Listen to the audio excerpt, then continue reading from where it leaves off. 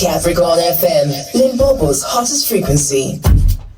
Well, the information we shared with you earlier on about South African homeowners who are downscaling their properties due to financial pressure is according to FNB Estate Agent Survey, which took a look at the reasons that people are downscaling their properties. This morning we're talking to Philip Skuman, broker and owner of REMAX. Morning, Philip. Are you good? Good morning, guys. Thanks for having me, as always.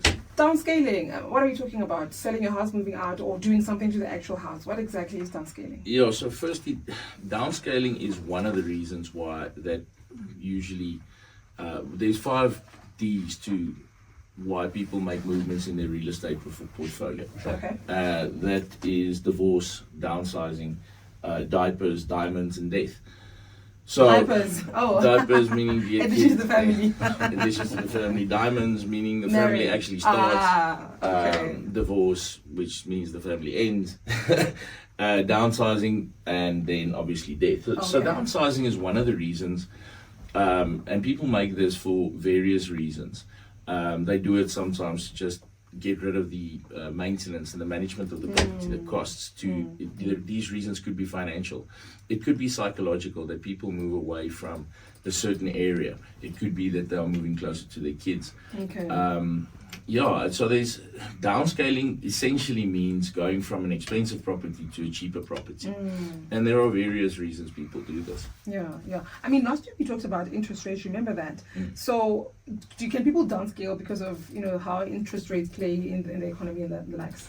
Yes, a lot of people might come to that decision that they need to downscale because they can't carry the load or the weight, or living expenses have just increased, and then they might decide to downscale their property. So one of the things that I would say to a client here is that the property should be the last thing you need to downscale. Generally, if you have passed that 5 to 7 year ownership bracket, okay, that usually means that your house is now almost cheaper than your car. Call it at 10 years on average, your car is going to be more expensive than your house. So at this point, I would not even consider downscaling. I'd rather downscale the car. There are other expenses that you can cut that are not necessarily an asset, which will continue to lose money as opposed to downscaling the property.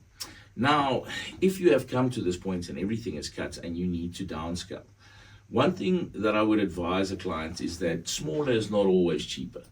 Okay. Really? Yes, because consider this: you have stayed in this family home. It was built in the 80s.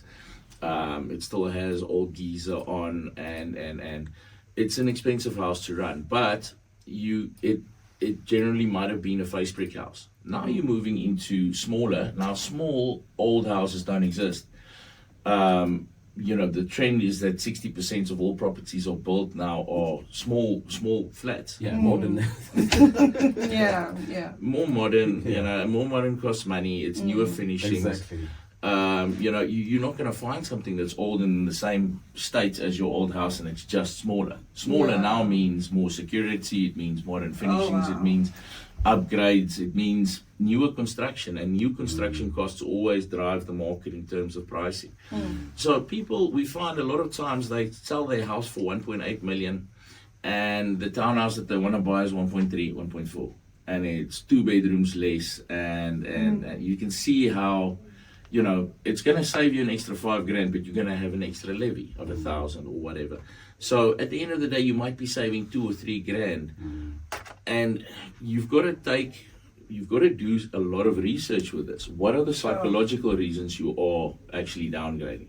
Is there going to be a financial benefit? And a lot of people don't know. They think automatically it's going to be cheaper because it's smaller.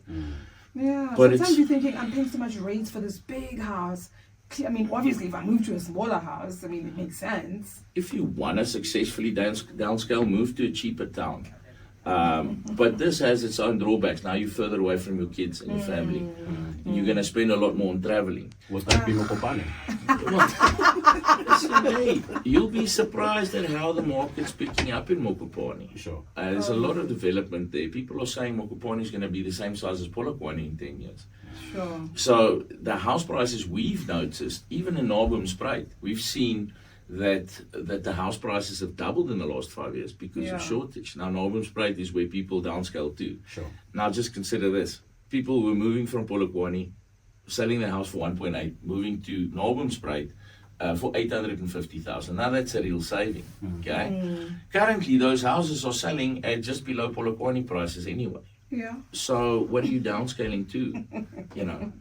Yeah. So the living expenses, the municipal rates and taxes will be cheaper Sure. in a smaller town, but your fuel costs, do your homework. do your homework. And now, when it comes to doing homework, people think that you need to start going to view houses, and that is, you know, it's an expensive portion of your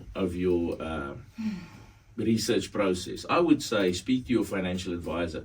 Read a little bit about people that have downscaled. What are the psychological issues, the emotional issues? A lot of people decide financially they've got to move and they this and that.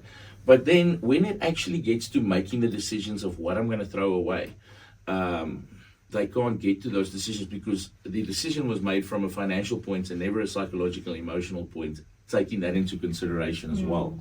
So you find people never really consider all the things that come into play, and then these are the exact things that people regret once they've downscaled. Sure. Because they notice like the difference that I was going for is not the reality. And yeah, it's sad when it happens. Sure, Philip, we leave it here. A lot of things for us to think about. Philip Skuman, broker and owner of REMAX. Thanks, guys.